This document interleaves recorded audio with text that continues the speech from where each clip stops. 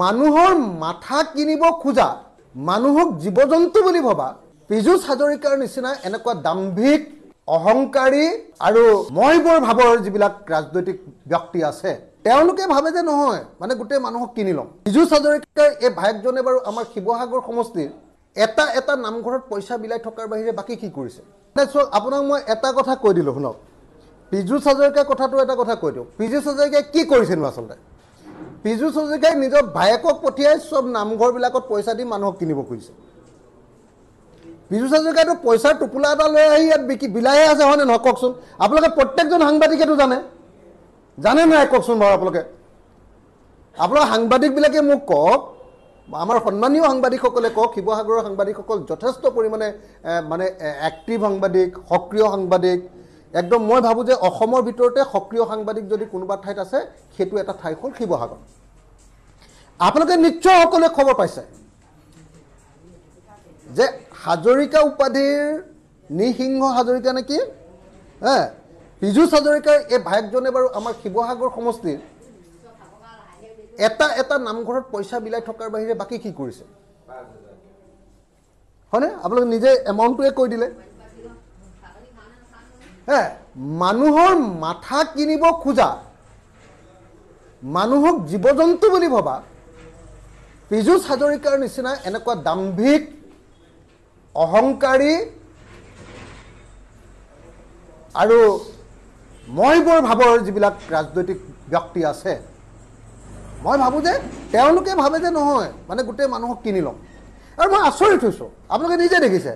আৰে ইলেকশ্যনটো অখিল গগৈ খেলা নাই, চবেই আহি মোক কেলে গালি পাৰে। ইলেকশ্যন খেলিছে গৌৰৱ গগৈ। আগতে গৌৰৱ গগৈক জোকাই আছিলে বোলে কি মাছৰ মতা নে মাইকী এইবিলাক কৈ আছিলে। এতিয়াতো গম পাই গ'ল যে গৌৰৱ গগৈটো সাংঘাতিক ব্যক্তিত্বশালী মানুহ। গৌৰৱ গগৈটো হিমন্ত বিশ্ব বাদ দিয়ক, নৰেন্দ্ৰ মোদীকে ৰঙা চকু দেখুৱাই দিব পাৰে সংসদত।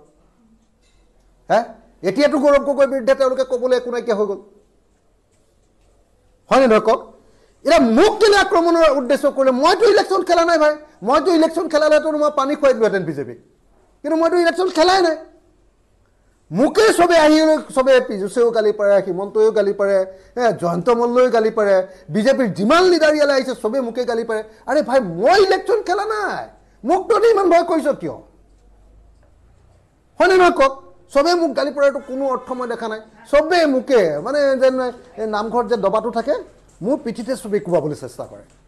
আৰে ভাই মইতো আদৰ্শগতভাৱে যিটো কৰিব লাগে কৰিমেই। কোনে বেয়া পায় কোনে ভাল পায়, কাৰ দিগদাৰ হৈছে কাৰ বেয়া হৈছে এইটোতো মই নাজানো, মই কৰিমেই কৰিবলগীয়াটো। গতিকে মই ভাবোঁ যে তেওঁলোকৰ যদি সাহস আছে গৌৰৱ গগৈৰ দুখবিলাক উলিয়াই দিয়ক হয়নে নহয়? গৌৰৱ গগৈ সংসদত লোৱা ভূমিকাটোৰনো কি দুখ আছে সেইটো দেখুৱাই দিয়ক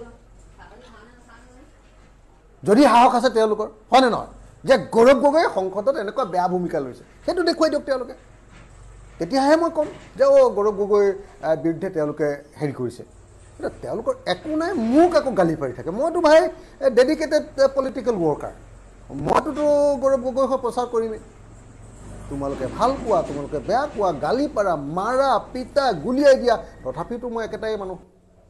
মানুহৰ মাথা কিনিব খোজা মানুহক জীৱ-জন্তু বুলি ভবা পীযুষ হাজৰিকাৰ নিচিনা এনেকুৱা দাম্ভিক অহংকাৰী আৰু মইবৰ ভাবৰ যিবিলাক